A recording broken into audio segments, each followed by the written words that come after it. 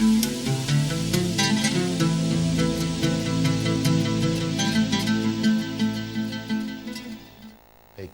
para pemirsa CTV yang diberkahi Allah Subhanahu wa taala, kita sudah berada di segmen terakhir dan kita sedang membicarakan satu tema, yaitu 95 tahun Islam tanpa kekuasaan. Saat ini tema terakhir, segmen terakhir nih, Ustaz. Ya, Ustaz. Mungkin saya ingin memberikan satu penutupan. Baik. Pemirsa CTV yang dirahmati Allah Subhanahu wa taala, Nabi kita yang mulia Rasulullah Muhammad sallallahu alaihi wasallam telah mencontohkan kepada kita bahwa Islam sebagai konsep utuh yang sempurna mengatur kehidupan manusia, baik terkait dengan hubungan kita pada Allah yang menciptakan kita dan hubungan kita dengan sesama manusia, ya, termasuk hubungan kita dengan diri kita. Ternyata juga berupaya membentuk kehidupan Islam itu dengan adanya kekuasaan. Iya. Bahkan Nabi kita sendiri diabadikan oleh Allah di dalam firman-Nya ketika meminta kepada Allah pertolongan. Betul. Yang disebut dengan Sultanan Nasira. Sultanan Nasira. Jadi Rasulullah meminta kepada Allah agar diberikan kekuasaan yang menolong beliau. Kekuasaan yang seperti disebutkan oleh Ustaz Janul tadi mengutip Imam Al-Ghazali. Di mana kekuasaan itu pilarnya itu adalah akidah. Betul. Ya. Pilarnya adalah akidah dan juga aturannya adalah syariat, kan begitu saja.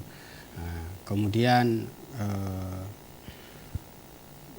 dengan kekuasaan itu khalifah itu atau penguasa itu mengurusi dan menjaga kaum muslimin dengan syariat, bukan dengan kemauannya khalifah seperti raja, Ustaz, ya. Tapi dengan syariat. Jadi penguasa itu atau khalifah itu mengurusi urusan kaum muslimin dalam bentuk menolong umat ini agar selamat dari azab Allah, ya dengan syariat. Dengan syariat.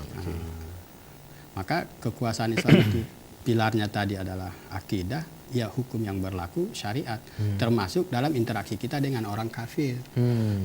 Islam itu ketika orang kafir itu menjadi bagian dari warga negara Islam, maka darahnya itu haram.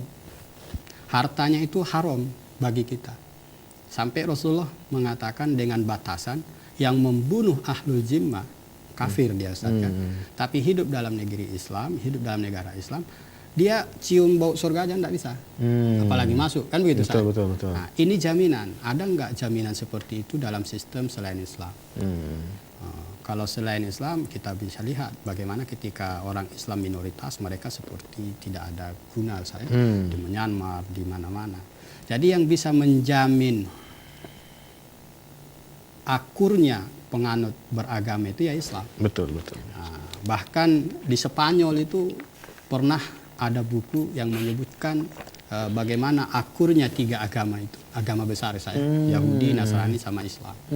Itu dicontohkan di Cordoba pada saat itu. Ya. Nah, tapi bagaimana akhirnya ketika kekuasaan tidak dengan kaum muslimin, disalib, dibunuh orang-orang Islam itu saya. Nah, jadi kalau kita mau bicara tentang keakuran dan kerukunan dalam beragama, ya Islamlah tempatnya sebenarnya. Betul sekali. Nah, karena Rasulullah telah meminta kepada Allah kekuasaan yang menolong agar umat ini tertib, agar umat ini damai, kan itu saja. Betul. Damai dengan tabiatnya sebagai manusia. Kalau ada yang berbuat salah, maka ada sanksi. Sanksi itu kan sebenarnya agar orang-orang berbuat salah lagi dia tertahan untuk berbuat, Ustaz. Kalau kayak kasus tadi yang berzina di masjid itu tidak ditindak tegas, percayalah bahwa besok-besok akan banyak lagi hal yang serupa. Betul. Nah, yang pelakunya anak-anak yang dalam perspektif negara kita. Padahal dalam Islam itu tidaklah zina, tidaklah riba merajalela di suatu kaum kecuali kaum itu telah dengan ridho mengundang azab Allah Ta'ala. Kan itu saya. Jadi kaum muslimin yang dirahmati Allah, sebagai umat Nabi Muhammad, kita jangan alergi dengan istilah kekuasaan Islam. Justru Nabi kita itu mencontohkan. Iya, betul. Nah, bukankah Allah telah mengingatkan kepada kita bahwa Nabi itu laqad kana lakum fi Rasulillahi uswatun hasanah. Jadi kalau kita ingin meneladani beliau, ya semua total. termasuk dalam mengurusi urusan manusia, termasuk dalam menjaga hubungan antar umat beragama. Jadi kekuasaan Islam itu penting. Namanya bermacam, ada disebut sultan, ada yang disebut dengan khilafah. Imam An-Nawawi menyebutnya makna wahid. Maknanya satu. Maknanya satu. Oke. Di mana dia adalah penguasa yang diangkat oleh kaum muslimin untuk mengurusi urusan masyarakat dengan Islam. Standarnya itu dia diangkat untuk menerapkan Islam, bukan menerapkan yang lain. Ingat, Rasulullah meminta kepada Allah dan Allah memberikannya lewat dua suku yang kita kenal dengan Ansor, diabadikan oleh Allah. Muhajirin dan Ansar. Muhajirin orang yang pindah ke Yastrib, Ansor adalah dua suku yang memberikan pertolongan hidup mati, mereka siap untuk Islam. Aus dan Khazraj. Aus dan Khazraj. Ya. Jadi mestinya kaum Ansor itu hidup matinya ya untuk Islam, untuk kaum muslimin, bukan untuk yang lain. Kalau ada Ansor tapi hidup matinya bukan untuk Islam dan kaum muslimin, ya khawatirnya kita seperti yang disebut oleh Allah, Ansor Togut ya Ustaz ya. Nah, para penolong Togut itu bahaya, nauzubillah. Jadi saya kira Ustadz Azanul begitu fakta-fakta ketika kita tidak punya kekuasaan Islam, dan fakta-fakta bagaimana Nabi mencontohkan bagaimana pentingnya negara itu, pentingnya kekuasaan itu. Saya kira itu Ustaz. Karenanya fokus kita, energi kita gitu. Hidup mati kita itu mestinya seperti yang kita sebut. Ya untuk Islam sajalah. Untuk tegaknya Islam ini. Nah, soal bagaimana dicela dan lain sebagainya, ingatlah Rasulullah pernah berkata, sabar itu tingkatannya bermacam-macam.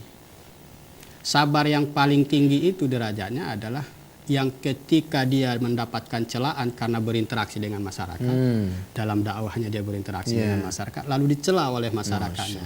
Nggak uzlah, nggak uzlah, nggak mengasingkan diri. Nggak mengasingkan diri. Tapi dia berinteraksi dengan masyarakat, lalu dengan dakwah itu kemudian masyarakat mungkin karena tidak paham dia celah, dia hardik dan lain sebagainya. Tapi kalau sabar, itulah sabar derajatnya para nabi, kata Rasulullah SAW. Para pemirsa TV yang dimuliakan Allah, demikian yang bisa disampaikan dalam pertemuan singkat ini. Terima kasih atas segala perhatian. Mohon maaf atas kekurangan. Kita tutup dengan doa kafaratul majelis. Subhanakallahumma wabihamdika asyhadu an la ilaha illa anta astaghfiruka wa atubu ilaik.